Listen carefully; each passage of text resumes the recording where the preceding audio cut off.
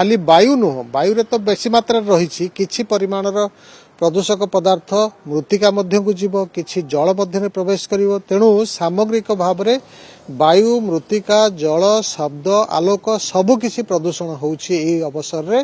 तेणु आगामी दिन में आमे दीपावली को आलोकर पर्व हिसाब से आम संस्कृति परंपरा सहित जड़ित एक पर्व हिसाब से आम पूर्वपुरुष माने जेभली सुंदर भाव में पालन करुले ए पर्व को आमे मध्य से भली भाव में पालन करिबा। बाण फुटा को गौण विशेष गुरुत्व प्रदान करिबा नाही, ये ही ठीक आम परंपरा बजाय रखिबार श्रेष्ठ उपाय हेबो। दीपावली अव्यवहित पूर्व सुप्रीम कोर्ट ठारू आरंभ करी सरकार एवं पॉल्यूशन कंट्रोल बोर्ड ए समस्त निर्देशनामा रही जदि सचेतन नागरिक हिसाब से आमे समस्ते तार अनुपालन करिथान्ते मात्र 2 घंटा पाई सबुज क्रैकर बा बाण फुटई थांते ताहले हुए तो ए परिस्थिति एते गंभीर होई न था, प्रदूषणर मात्रा एते उच्च स्तर को जाई न था।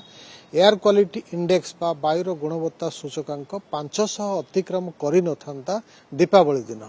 किंतु जेहेतु आमे माने श्रृंखलित आचरण प्रदर्शन कले नाही एवं बहु मात्रार बाण फुटा हला, एबे हमर कर्तव्य होची जे सचेतनता जेतेबेले काम करे नाही सेतेबेले प्रशासनिक व्यवस्थार गोटे गुरु दायित्व रही।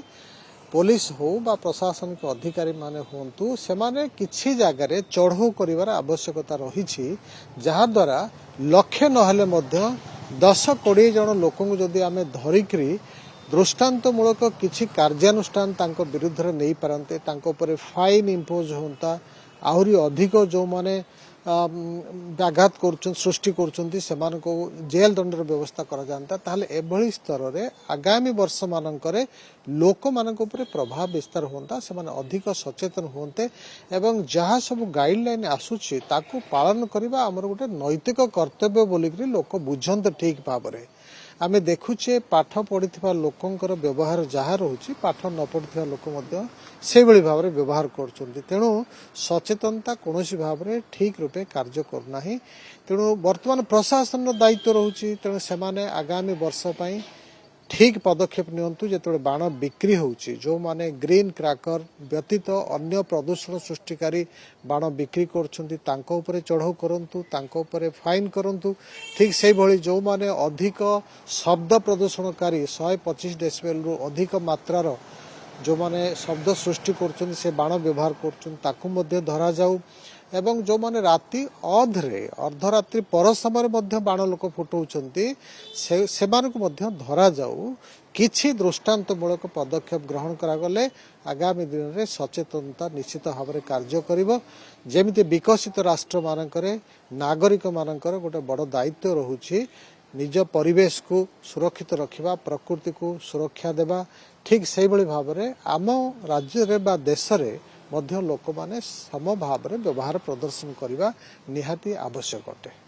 सर आज भुवनेश्वर एयर क्वालिटी कौन अच्छी सर कहीं 500 पार दिवाली दिन आज अच्छी बोली ये गोटे सिगारेट जैसे टाणिले जो कह ये केमती रही देखु एते मात्रार प्रदूषण 500 एयर क्वालिटी इंडेक्स अतिक्रम कर अति सांघातिक परिस्थिति।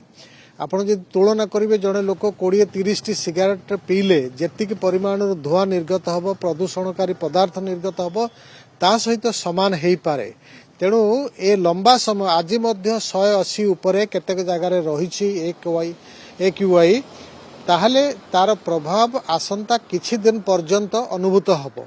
खाली वायु नुह वायु तो बेसी मात्रा रही किछि परिमाणर प्रदूषक पदार्थ मृत्तिका मध्य को जीव किछि जल मध्य प्रवेश करिवो। तेणु सामग्रिक भाव में वायु मृत्तिका जल शब्द आलोक सबु किछि प्रदूषण होउछि एई अवसर रे।